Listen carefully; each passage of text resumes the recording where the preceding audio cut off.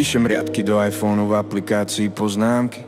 Moje rozprávky, unik z reality. Niekto sa preto modlí k Bohu, hľadá odpovede. Hľadám poznatky, banality, a keď to nejde, hľadám myšlienku na fragmenty mojej poézie.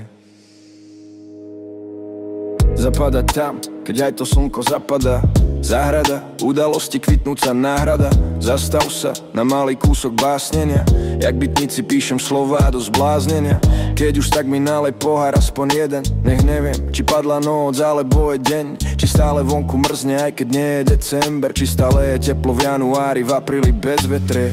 Rolánske šedé ma vezie na brehy Fríska. Salparais tam, niekde v bare hľada Dina. Ozaj netuším, čo v USA robí moja izba. Odchádzam von, keď zistím, že sa mi to iba sníva.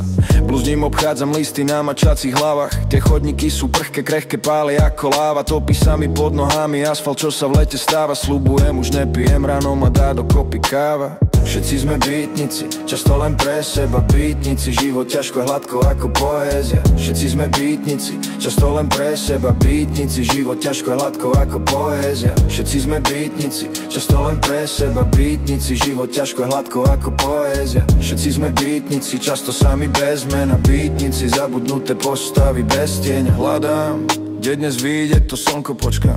Prvé lúče mi zahoja rany v očiach. Poznám ten pocit, dobre poznám ťa, okej. Sledujem tvoje kroky na oblohe aj pod tme. Zazraz musím obísť krátky a vyšlapať schody, ktoré nevedú nikam, odmietám sa modliť. Čo si nespravím sám, ako by som nemal. Kroky pomalé, ktoré ma vedú z tejto doby.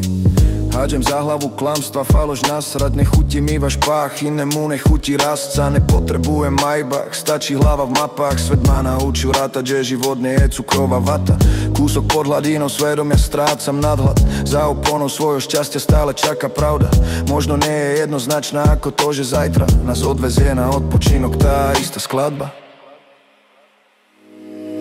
Všetci sme bytnici, často len pre seba bytnici. Život ťažko, hladko ako poézia. Všetci sme bytnici, často len pre seba bytnici. Život ťažko, hladko ako poézia. Všetci sme bytnici, často len pre seba bytnici. Život ťažko, hladko ako poézia. Všetci sme bytnici, často sami bez mena. Bytnici, zabudnuté postavy bez tieňa.